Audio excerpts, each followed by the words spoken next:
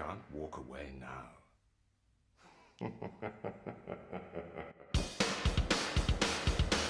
This is the Drinking with Friends podcast with Dan, Ben, and Mark. On tonight's show, we're going to be talking about Operation Mindcrime III by Geoff Tate, which has recently released. We're going to have Ben review that album, and we'll talk about our thoughts. So sit back and relax. The Drinking with Friends podcast starts now. Yay! We have Operation Mindcrime III that was released on May the 3rd of 2026. Look at the camera. Here is the kicker. Freshly released. Here's the kicker. Operation Mindcrime I was released on the same day in 1988. Whoa! How weird is that? And how weird that Operation Mindcrime II was also released in May. Nope, sorry, in March. It had an M in it, so it's so mysterious. It's the mystery month of M. I thought it was in May. Operation Mindcrime II was also released around that general time. Sometime during the 12 months of the year. So this is the trilogy and the last final chapter of the Mindcrime series. He should call the tour the final chapter. It is. Oh, okay. And we're going to it. See, this time I got your tickets. Who? All of us. Oh, really? Yeah, Me too? You too, because Devin's not going to be there. You're a dick. I thought you were going to bring Paul. Fuck you. We're not a going bad to idea. see Operation Mindcrime, the final chapter. At the Paramount, so we're going to see him pretty up close and personal, but we're going to be in the back. He's going to sweat on you and spit on you because he hates you. This first track, for some reason, it hit me like Dream Theater a little bit.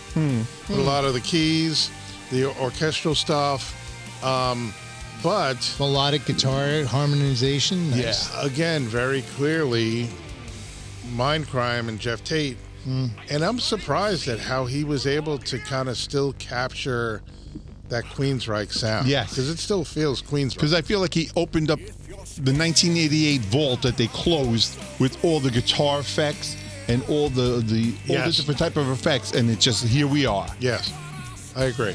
So this song is You Know My Effing Name. Dr. X. Yes. So the opening starts off with the scene of the crime, which I gave a 10 out of 10 because it just brought you back to Operation Mindcrime. It has some of the reminiscences So that of the was opening stuff. the sounds and the voices and stuff like the that, words. you know. Perhaps you need another shot. Kill Mary. I want out. Oh, yeah, okay. And the evil laughter from Dr. X. Then that leads us to here. So now we are in the perspective of Dr. X. One of the negatives that I have about this album is I cannot distinguish his vocal from being Dr. X. I always think he's singing Nikki because that's what it was for Operation Mindcrime 1, Operation Mindcrime 2. So I have to really think and say, this isn't Nikki, this is Dr. X singing. Well, you have to step into the present time. Right. Yeah, not only that, Well, but it's a back in time. So but now Ben, we're going back in time. you've learned It's a precursor. all you can learn. You cannot learn anymore. I can't learn anymore. The brain is no wrinkling no more. It's a precursor, but it's still advancing the story. Yes. In the Isn't that world. weird? No, not really. Okay. Happens all the time in literature. So I don't Because need they- to know that. Well, I've learned a lot. They go back and fill in the stuff gaps. you didn't know in the present day. right. So what I find a little bit odd about this song, and I gave this song a 6 out of 10, is I like some of the heaviness of it. And I like the fact that he's, talking to Nikki. He says, "Are you starting to see? You're starting to believe me?" And all this stuff. Welcome to my mind. And then it sounds like he's singing to a crowd because all of a sudden there's like the crowd background and all this stuff. And then that throws me off. It's just like I thought he was like singing just to Nikki. But then again, Nikki could be in a room with a crowd of people that he's trying to convince to do all his nasty, dirty work. Right. So, Well, with the whole Could've concept built of an army. Mindcrime, though, yeah. isn't it kind of the revolution? You can't have a revolution with one person. You have to have a lot of people involved. So that could be where they're going. could This be. is him. it's almost like a recruiting and Yeah. say whoever filters in, I could keep and I could use as my my little tools, if you will. Right. Minions, an Yeah. army, whatever. But like I said, this is the time we were seeing it through Dr. X's eyes. And he's the one who's explaining a little bit about himself and what it is. And he's just like, the rudeness of, my fucking name. And yeah, it's a pretty cool tune. But for the most part, it's still one of the weaker tracks on the album, believe it or not. Then we go into number 3 track. I believe it. The Answer. Now, The Answer What's the question? is the second release. So the first release was Power. That comes a little bit later in the album. So now we have The Answer. I gave this song a number 7. This is a really good tune. It's a little bit heavier. Here we go. I'll hit Yeah, the but answer. why would you release a song that's a concept album? Why would you release the single out of order? So Of the song. here's my theory on it. And this... Wait. I have an answer. Go ahead. What is the answer? The answer. I have the answer. Operation Mindcrime 1 was a beautiful flow. It was just It unbelievable told how a the good songs story from beginning to end. and the songs just blended right into each other. Come Operation Mindcrime 2, there's a little disjointness.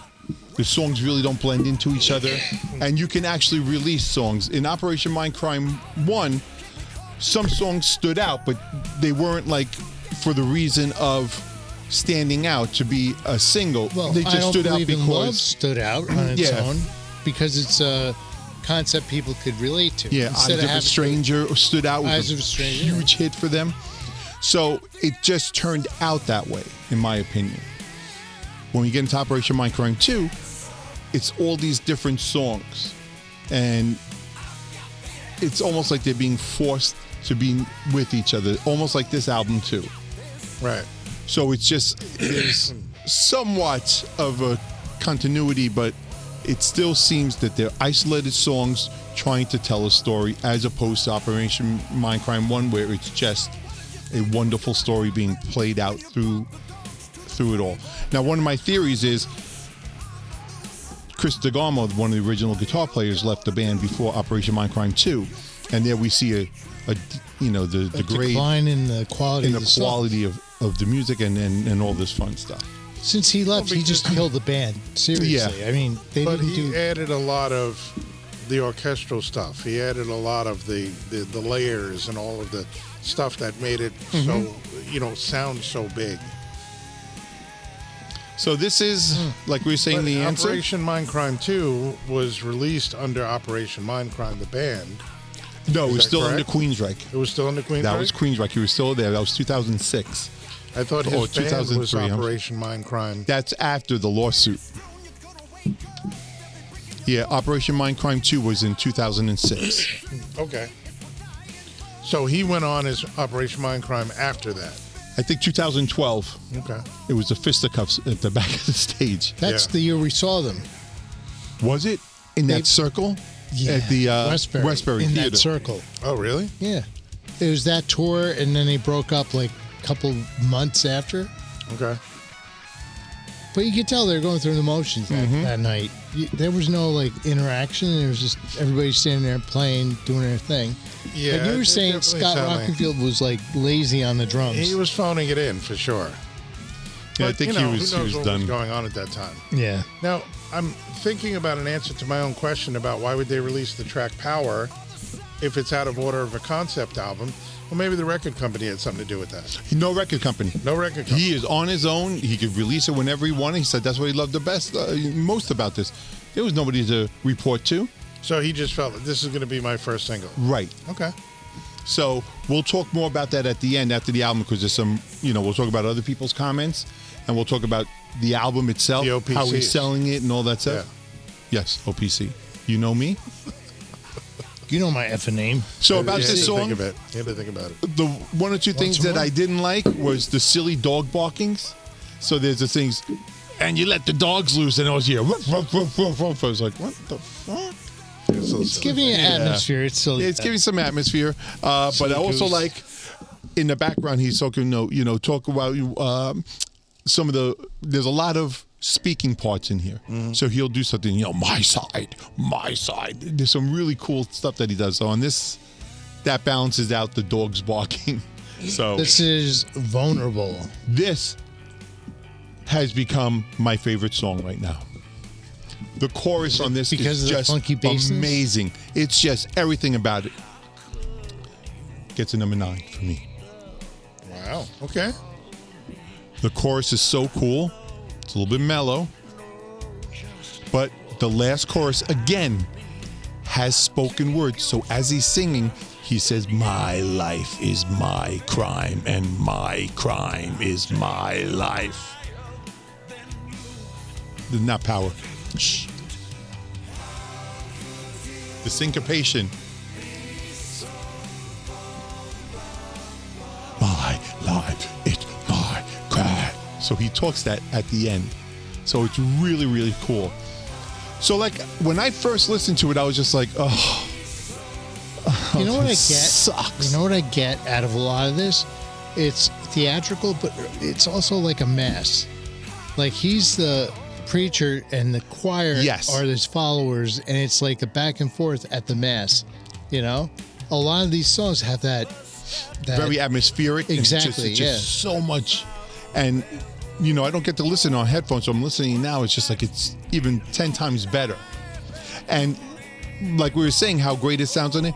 He specifically made it for headphones, your iPods and all that, because that's what people are listening to now. Yeah. So he did it that way. So I was just like, it sounds so good, man. And I just love the chorus. You know what's crazy? No matter who's in the band, the low end always sounds so good. The bass, Yes. the bass players, they always nail that sound. You know? So the bassist from Disturbed is playing here, Oh, really? and he's also doing production. Right. I was going to say he's He's doing the co-producer. production, yeah. Yeah. Wow. That's pretty cool. So this song gets a 9 from me. The next song is I'll Eat Your Heart Out. Heavy riff. And this is the song that I think has that kind of jarring change, right? Where it gets a little heavier even in Yeah. the middle of the song, right? So Dr. X is now, we're really controlling Nikki. And he sings in there that Mary will always come back to me. Did you really think you were her only one? The only one left when she's done is me. You won't walk away. Don't tell me no. I'll eat your heart out before I let you go. That's kind of nasty. That is nasty. So now he's showing his evil colors. And that builds up to one of the songs at the end. It's not really a song, but it's a conversation. So this I gave a 7 because the riff is really cool. And I like the fact that he's just like so vicious. He's just like, I'll come and I'll just rip you apart. But he's and I'll exposing who eat. he really is. Yeah. And this is And that comes back a little bit later. So that's why this album is more aggressive and even heavier, because it's from Dr. X's perspective. Right. So it's more of an eviler tone, but even Geoff Tate says it's a much more aggressive record. And it is. It really is. And, I really, like I said, it's growing so much on me.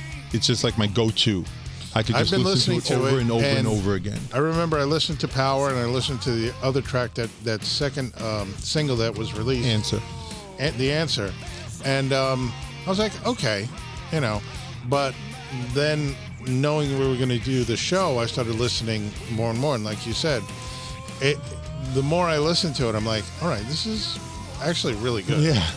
A lot of the stuff is really good. See, I think we'll talk more about it later. Nobody gave Operation Mindcrime 2 a chance.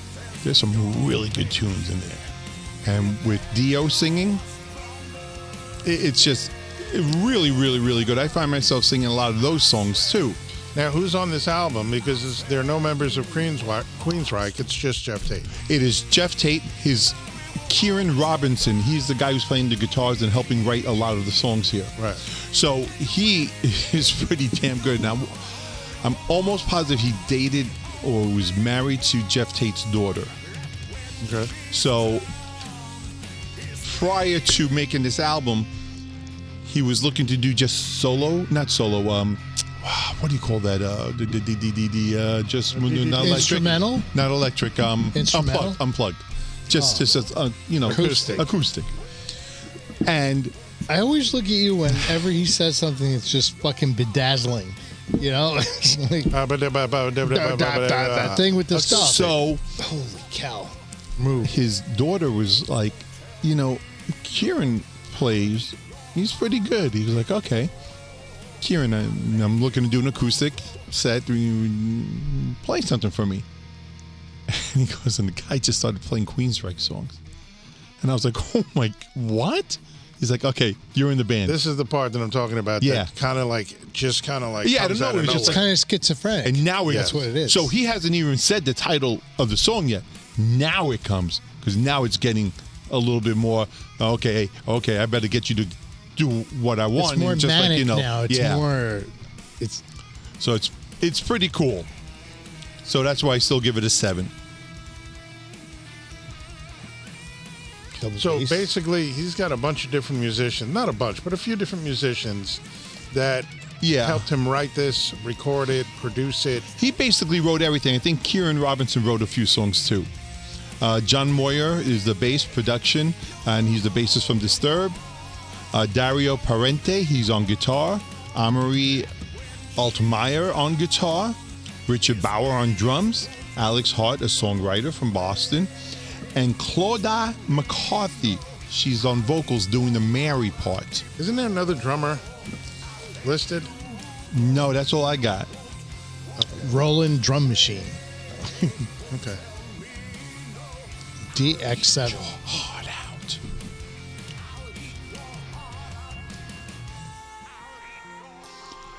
Then that leads right into, do you still believe? Again, I gave this one a 7. It's a very mellow tune, but it gets really heavy. The chorus is really good, that I really like, and that's what brought it up to the 7. This song, I don't know if you're familiar with other Queensryche song, reminds me of someone else off the Queensryche album Promised Land, which was released on 1/1/2003. Dr. X now is controlling Mary. So you hear Mary singing, "You still control me even though you're never there. You always own me, and my soul is in fear. I have no faith anymore. Anymore. Evaporate.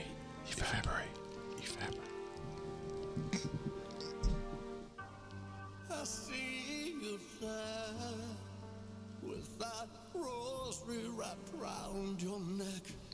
See, I always think it's Nikki singing, but it's Dr. X. I feel your fear That's your problem. Yeah. No, because he almost sounds compassionate. coming next.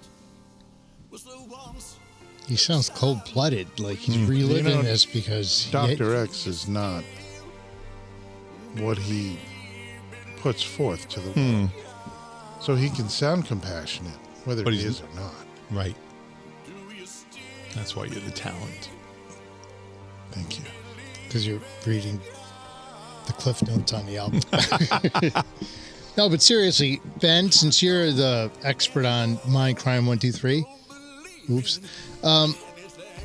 explain the character of Dr. X. What is he really all about? He is this guy that He's this guy? he's the guy who has this plan, this mission. He's like a demigod, and he wants to get rid of all these people who he considers are bad.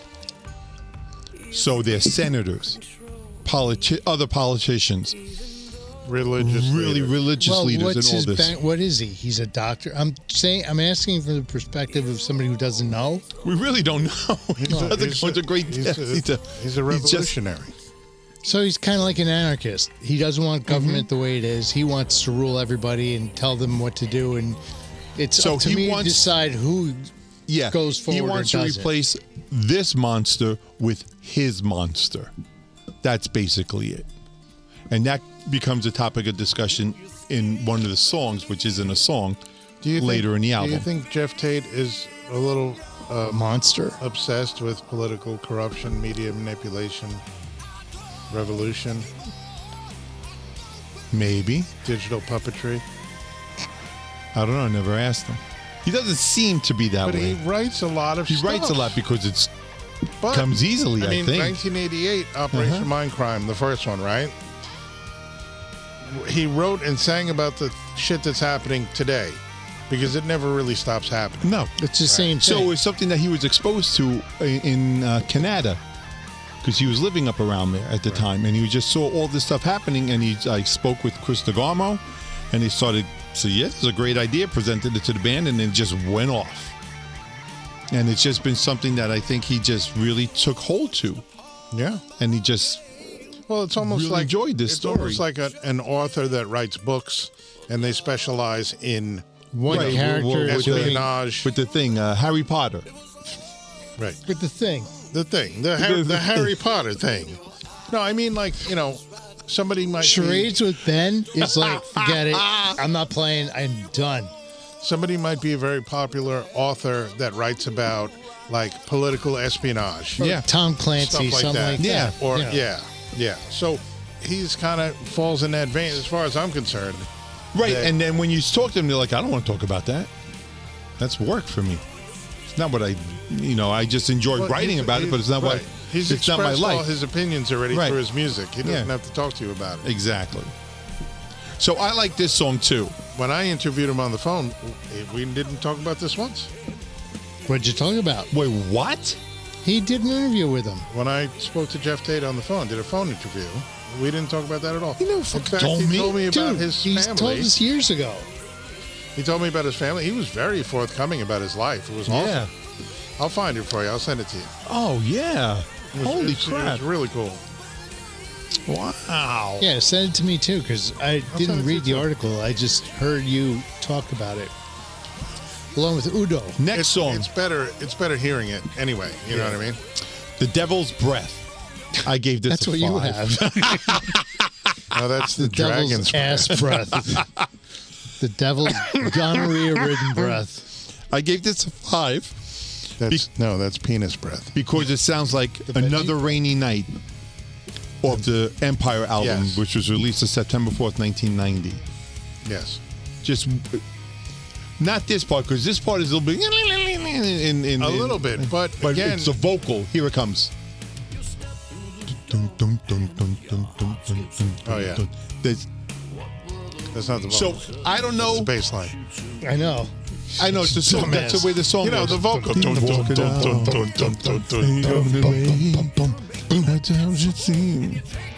It has That's the same song. Queensryche. But seriously, listen to the vocal. Yeah, the It's really good. Queensryche, the Queensryche It's a really great guitar. vocal. You know what I'm talking about? The Queensryche guitar. That's Michael Jackson. That's Michael Jackson. Yeah, that's a Michael So- Jackson song.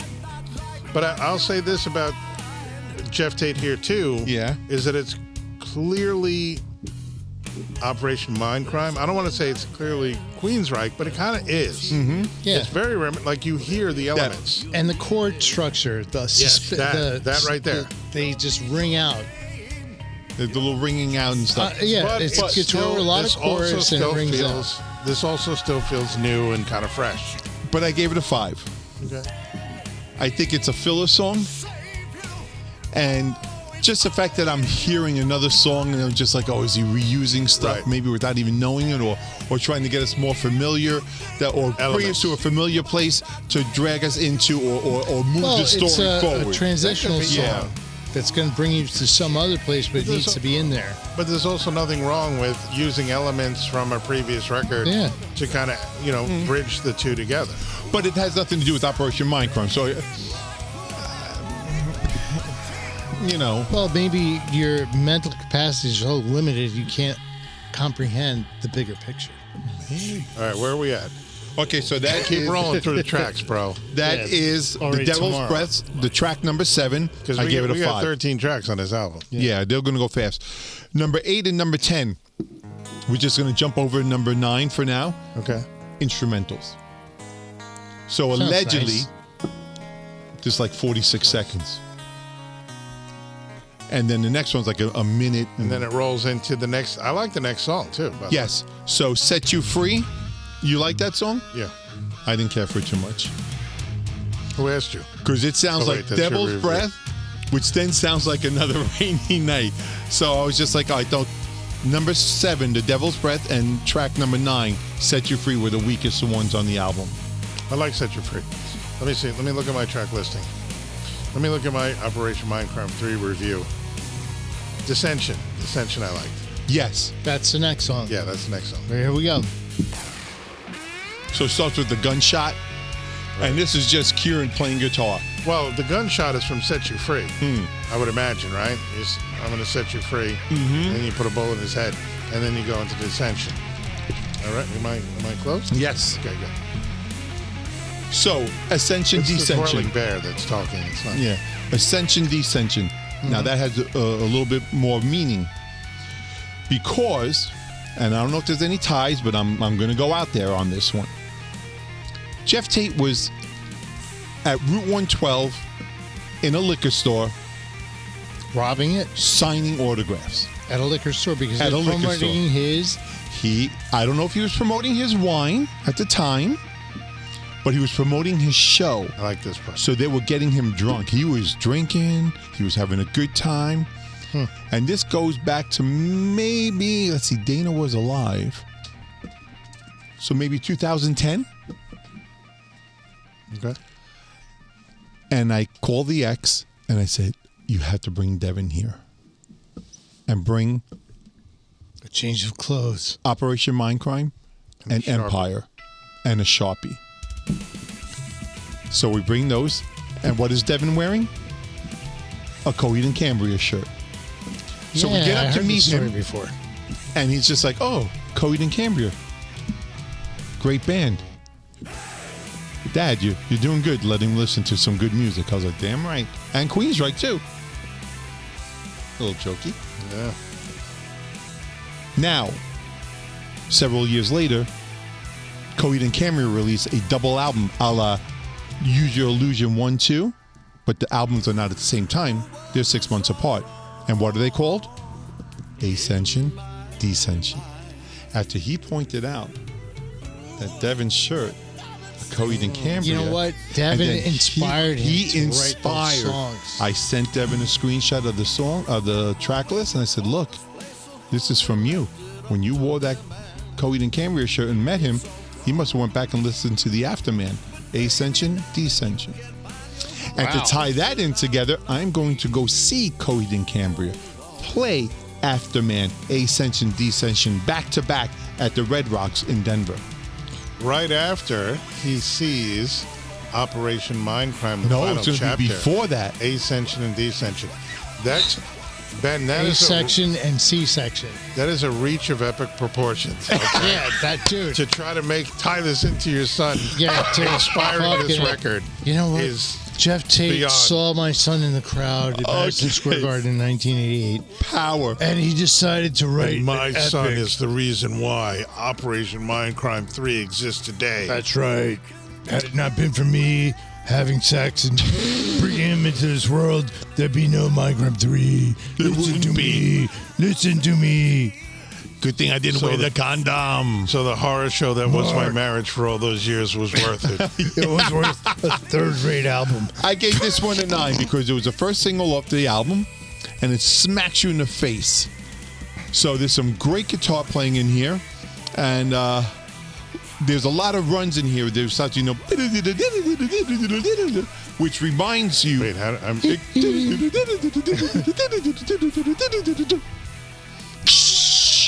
Power.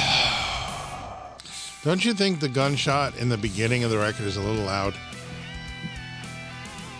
Anyway, go ahead. Okay. Can we finish up this? So yeah, let's finish up. There's only 2 songs left. Okay, good.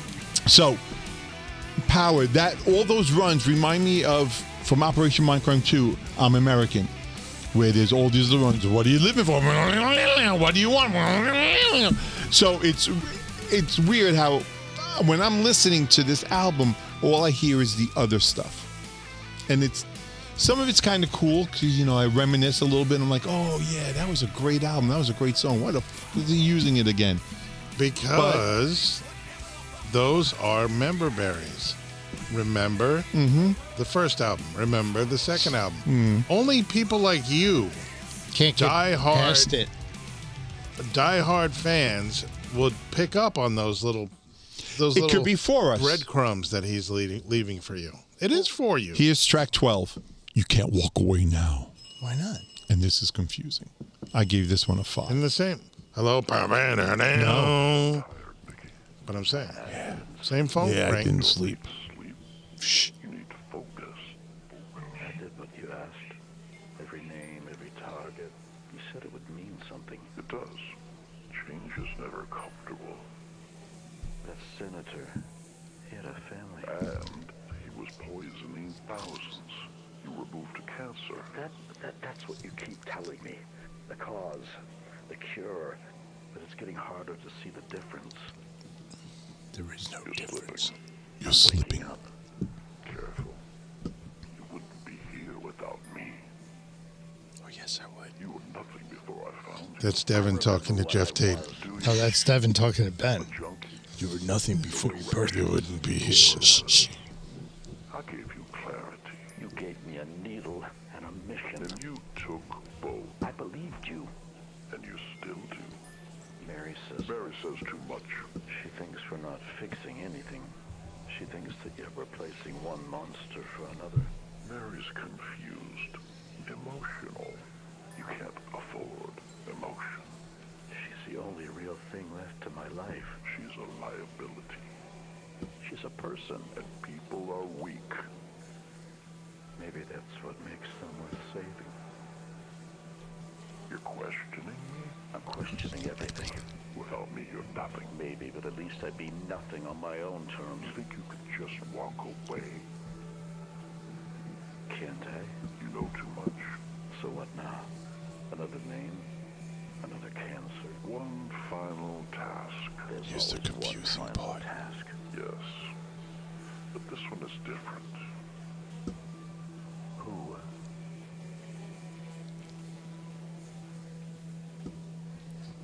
Mary. You're lying. Am I? You said she didn't matter. She matters now. You set this up. I set everything up. You don't control me. Don't I?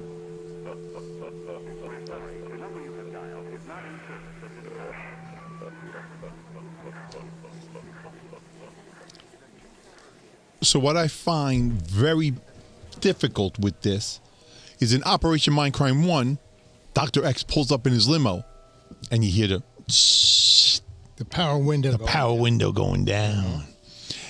And he whispers out to Nick, he goes, and I need you to kill Mary. He's like, what? Kill Mary and get the priest as well.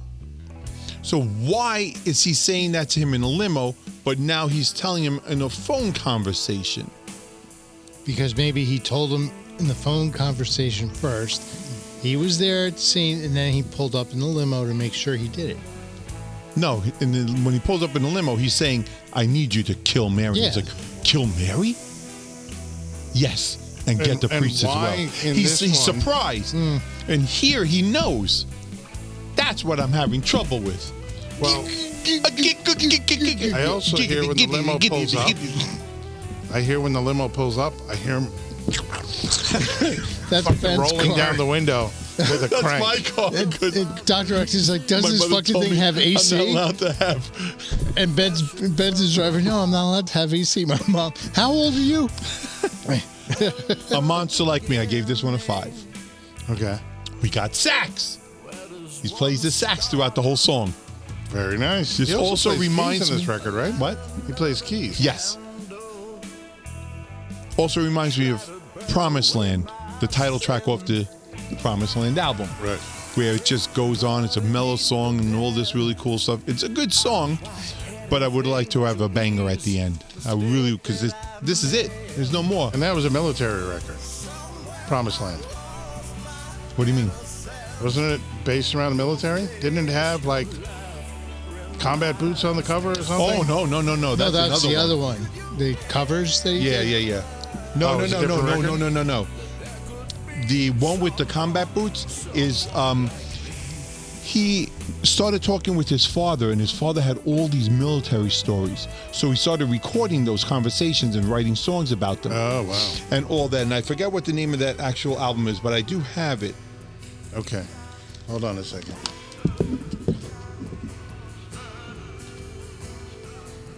What happened? We ran out of space on the card? Just let me have a problem. Uh-oh. So many lies. The truth has lost its sheen. So you're mad because it's kind of anticlimactic. It's not the big ending. Yeah, it's not the big ending. So you're not mad, you're just disappointed. Yeah. Gotcha. The sacrifice I made could have kept you all to myself and had a different life, lived a different kind of life. Got no more taste for your That was called American Soldier. It was released in March 31st, 2009. 2009. I think Promise Land. What is the cover of Promise Land? It's the totem pole. Is DeGarmo on that one or not? Yes. He is. That's the last one.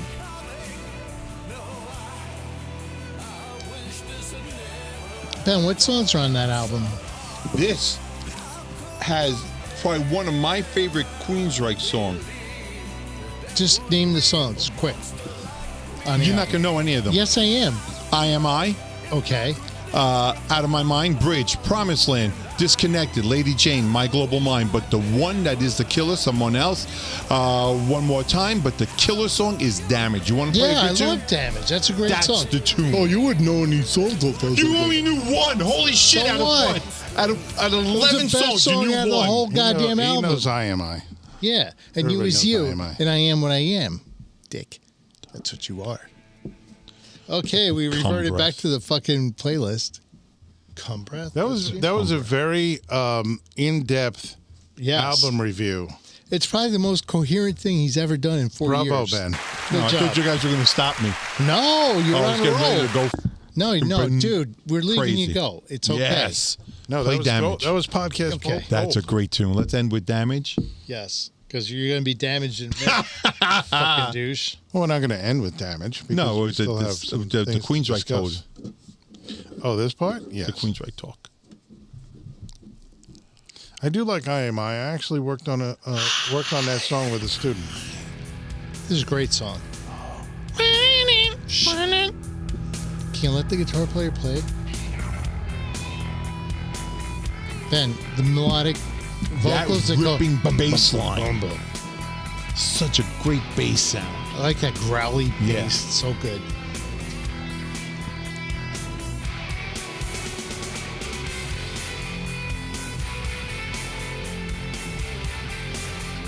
Yes, I like this song too.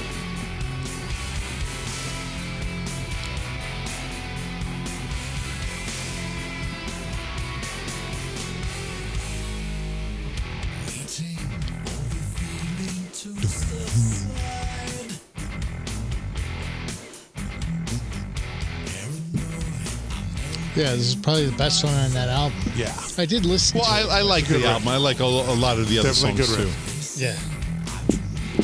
I like the low end on it. It's so good. There's none left. Fuck. So good. Oh, wasn't that good? So delish. Hey, Ben. Give me some, man. Fuck. You're a dick. There's 3 He drops. was holding on to it Here's for the- himself. Yeah, it's No, all it good. That's for the wasn't. whole Yes, thing. it Yes. is. No, it wasn't. As long as you don't get any, I'm okay with it. Yes, it was.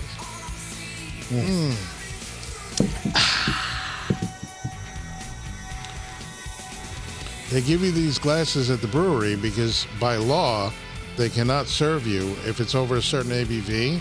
They have to give you a small glass. Aha. Oh, I did not know Ben, that. that's the answer. So for imperial answer. stouts, high ABV IPAs, you'll get them in this. Supersize it? No. You cannot do it, No, man. no, you cannot. No. So playing live. The Playing reduction live. of instruments. Yes. Not Well, really the reduction. You're a reduction of brain matter. What we're trying to talk about is how We don't need those stacks anymore, right? I didn't step on you. Please don't Okay. step on me. Shut the fuck up. I'm going to be Dan. you don't know- I can't wait to be you right now. Oh, boy. I'm done. Good. Excellent. I leave. Fuck you. I'm leaving. No, you're the one who always walks off the set. Podcast over. Can I finish my Chinese food now? See how it's ridiculous? Just think about it. We put up with your shit for 4 years and shit. Along with the other so 50 other long. fucking years we known you. So, anyway. We were just talking about it because the other day Ben decided to take his bass rig home. It's been sitting in my basement for like 7-8 years. Yeah, easy. And as we're moving it, it's fucking heavy as So hell. heavy, man. It's a great amp, don't get me wrong. But now that we're in our golden twilight years, all the wear and tear, and you're lifting these fucking bass stacks, guitar stacks, drums, all this stuff, it takes its toll. Yeah, we're talking amps that when we stand next to them with the stack, we're looking at the top piece eye it's to at eye. least 6 foot it's tall. almost over Yeah. 6 feet tall. And then it's the back line. It's this gargantuan monster that's on the stage. And you have to lug all that equipment up. You bring your own. Now, going back to when we were doing the Killjoy thing, sometimes we'd have to bring a PA. Sometimes, well, all the time we'd bring our guitars, our amps, drum sets for the most part. So it's a lot of equipment being lugged around. And you have to say to yourself, after all these years of doing this, what the hell? I'm killing myself. And then with technology and time, they've eliminated a lot of that wear and tear by what? Just Making bring them a smaller amp. Exactly. But Or- also- And not even that. When you're going to play live, you don't want to play on house equipment. You don't want No. to play on the house drum set, the house backline, the house cabinet. so it's a double-edged sword. You want to have your sound. You want to have everything that you're used to playing with. I know for me, and I know it is the same for you guys, your tone is what motivates you. You work on getting your tone, you sound a certain way. That's the way you want to sound when you play live. There's no compromise there. Same with me. Unfortunately, a lot of times if I'm playing in Manhattan or whatever, I have to play on the drum. So the logistically, back line. it could be impossible for you to lug your equipment to some gigs. Right. And also, we've played gigs where the backline's there and it's crap stuff. It's garbage. Yeah. And you're like, how the frick am I going to do the song justice if this thing sucks? So you bring your own. So you're lugging equipment, and it's not small stuff. To get the power, you get a pretty powerful amplifier. And the standard amplifier head is about big. So you have 412 speakers in a cabinet. And usually you have 2 cabinets. And we come from a different era where the more shit you had on stage, the more impressive. It's like, look at my rig. It's the biggest rig in the world. Look at that, girls. You'll love that. And the stage is filled with amps. If you look at the old bands, the metal bands, a lot of them were just fake Marshalls. But it looked impressive. It was like, holy shit. Van Halen was that way. Van Halen was that way. About the look. It was about the look. Alex Van Halen's drum sets, they were insane. Yeah. And You know. years ago, I had 2 bass drums and 4 toms and many cymbals and all this shit. And then you had your floor toms and the bass drums and the mounted toms. Right. And, after a while, you get to be like, and then they came out with double pedals. So you only need 1 bass drum to play double bass. Okay. I sold one of them fucking heavy-ass bass drums, and I went on from there. But this was a while ago. But still, you're carrying around a ton of stuff. Drum sets themselves, acoustic drum sets, have gotten smaller. The sizes have gotten smaller. Well, look at the drum sets in the 80s. They were huge. They were huge. The toms. But it's also a matter of the technology in drum manufacturing has changed to the point where you can get a big sound out of a smaller drum, smaller sizes. Just the way they're doing the shells and the drum heads and the way the tuning is. You can get great sounds out of smaller drums. Which 20 translates exactly into what we were saying with the amps. Right.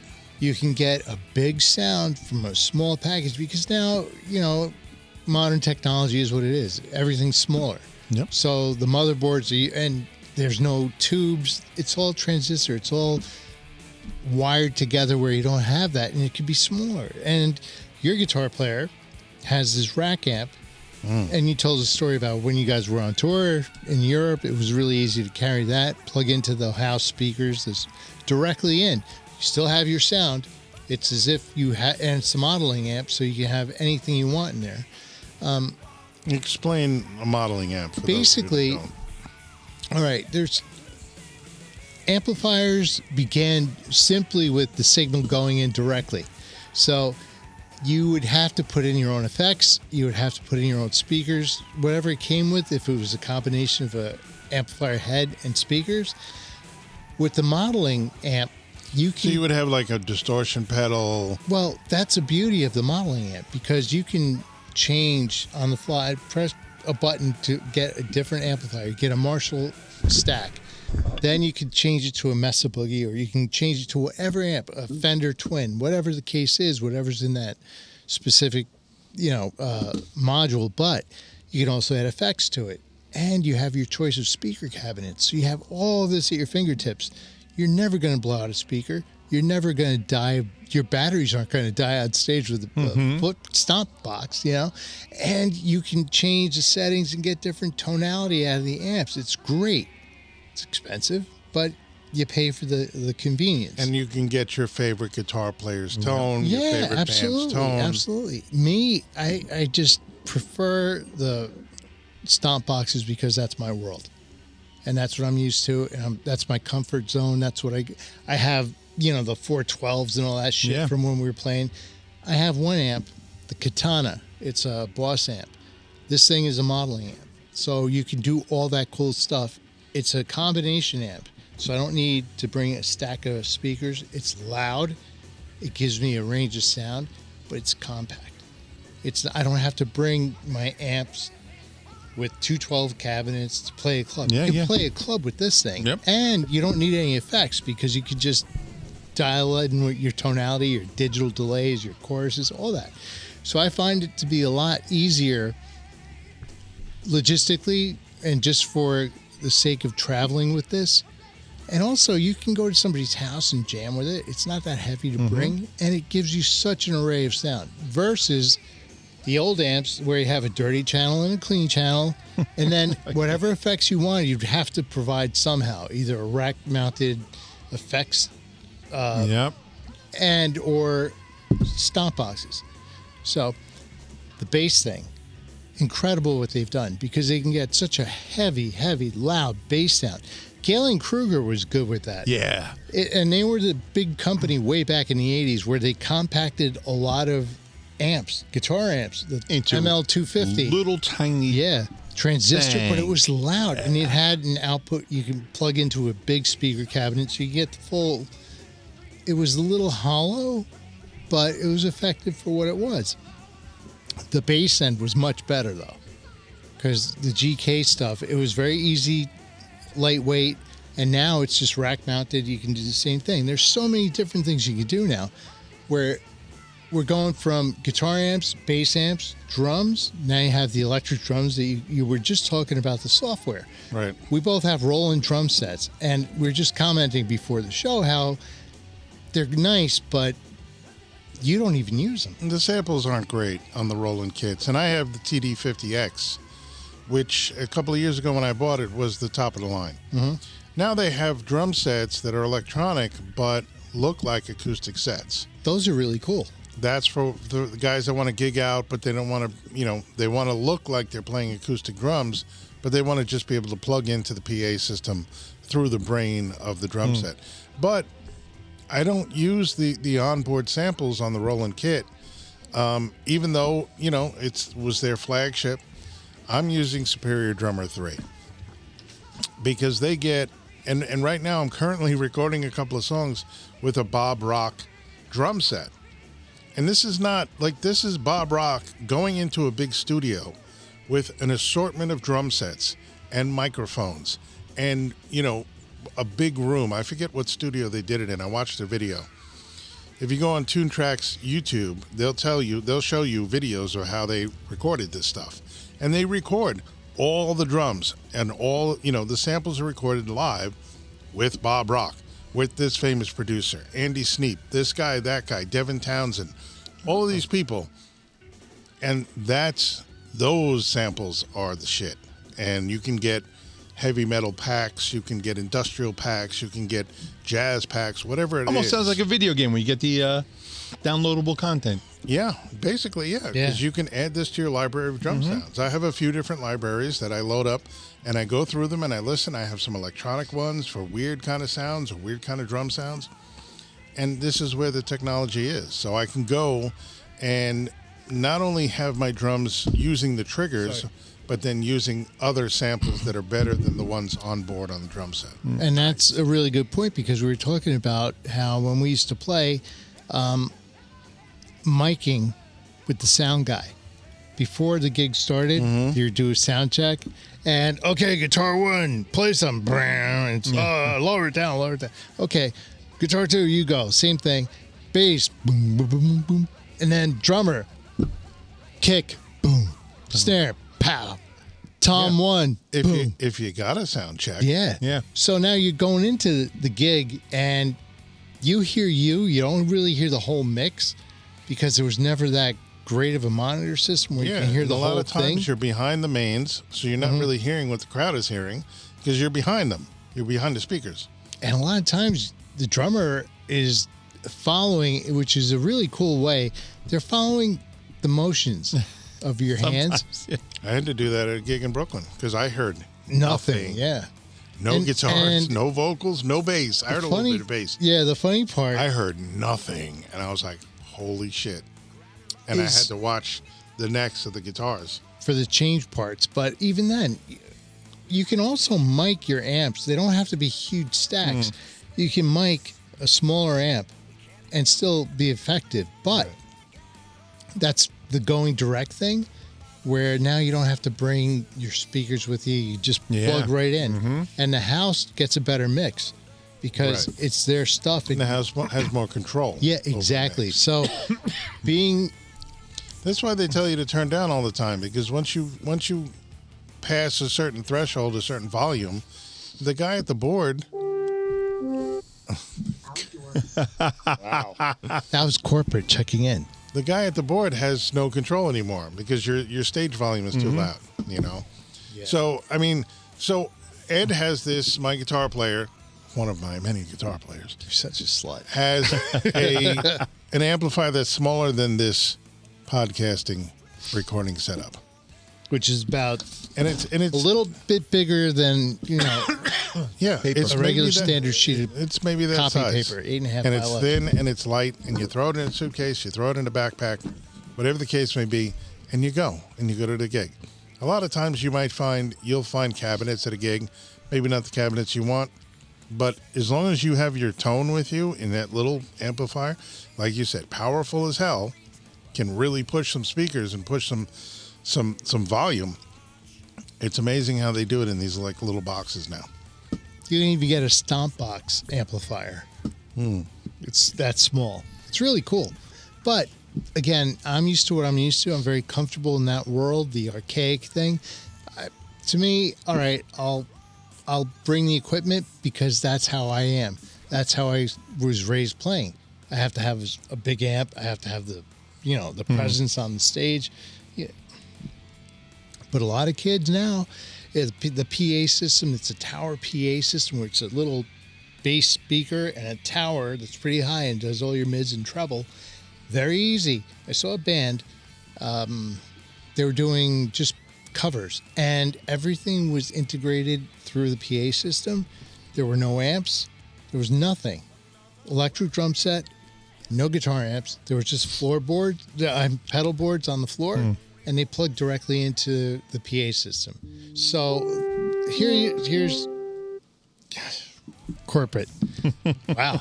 Anyway, sidebarring his significant. Yeah. Hey, this podcast has to be complete. But I'll anyway, edit this out for Dan's sake. Thank you. But just understand one thing, that with technology, we always beat up technology on this show. We always rip it apart like, it sucks. Computers updates suck. AI sucks. Technology does suck. Yeah. It doesn't even work right anymore half the time. Okay. But in some instances, it could be good. and this is one of them. I was playing a show, and I plugged into a bass amp, but the bass amp was actually going through the PA. And then Mark was there for the show. It was our CD release party. We were handing out CDs. Mark was nicely using it as a coaster for his beer, so thank you, Mark. That's not true. The CD is still in my car. It survived. And every time I go past, like, satellite radio, and then I hit the CD, I quickly hit it again to go over to Bluetooth. But anyway, go ahead. So I was playing, and you could feel yourself on stage, coming the vibrations coming off the bass amp, and then it just stopped. So I'm like, somebody actually said enough out there. Am I still playing, and people can hear me Is out there there? anybody out there?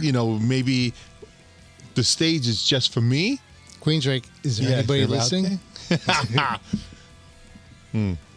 But I was still playing live.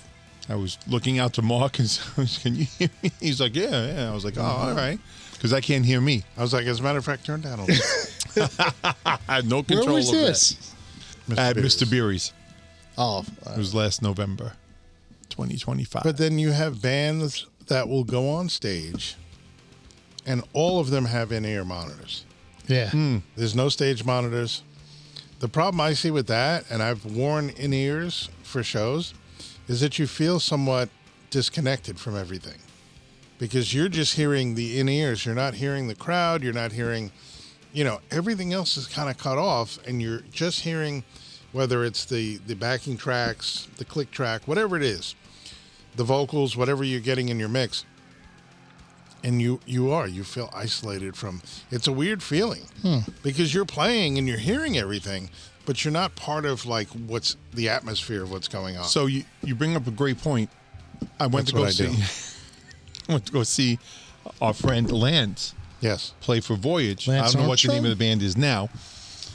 And at the two ends of the stage, Lance Boyle. Lance Millard, are two microphones pointing towards the audience. So I remember, Lance, come here. What the hell are these microphones? Are you guys recording the show today? He goes, no, for our in-ears, so we could hear the We can crowd. hear the crowd. Okay. I was like, That's smart. okay. That's a good Matt idea. and I go to that microphone. Lance sucks. You're a dick. Fire that keyboard player.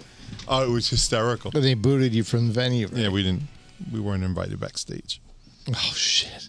But that's a great solution to exactly what I was talking about. Wow. You got uninvited. Well, we are VIP and we haven't been asked to go back. But the good thing about that setup is that you can be tight with your bandmates. Yeah. You hear everything that's going on, everything that the other guys are doing, the other people are doing. And you get the you're reaction, tight. so you know what's working and what's not. Right. So that's good. Right. Yeah, so you can hear the audience, right? Yeah, it's a different world now to play. It's very Yeah. different. I just It's went challenging. I just went to go see this band Held maybe like 2 or 3 weeks ago. It's a drummer from Coed and Cambria and 2 other players. I don't know what band they're from. But first show, but because they played it for so many years in separate bands, they were just like a well-oiled machine. Very laid back, very relaxed atmosphere. Something happened with the singer, guitar player. It's only a 3-piece band. That Josh had to come up from behind the drum kit and help redo all his in-ears, plug everything back in. Everything worked out, How many in-ears did he have? Yeah, 2. You had 12 years. He's 12 years. It's 12 years. So I have one 12 fell out, years. Rhinoceros. one was lost, and then it was, how they run it now behind the shirts. So Josh is going down in his shirt and everybody's cracking up. And it was just really, really nice because it just, nobody was just like, oh, get on with the show. What the fuck is going on?